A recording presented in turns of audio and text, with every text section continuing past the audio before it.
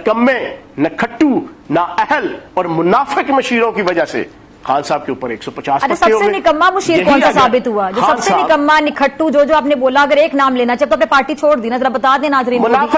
منافق اعلیٰ فواد چودھری. اچھا، فواد چودھری منافق اعلیٰ. شہباز گل فارن ایلیمنٹ.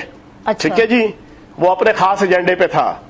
ڈاکٹر شیری مزاری ابنارمل نانسنس خاتون، جس نے پارٹی کو اور لیڈر کو عمران خان کو اس حد تک پہنچایا. ہر وقت الٹی سیدھی، ہر وقت الٹی اور نیگیٹو، فوج کے خلاف، اسٹیبلشمنٹ کے خلاف رائے دینا، ہلہ شیری دینا، اور پھر نظریں نیچی کر کے لکھ کے جناب یہ بھاگ گئی ہے.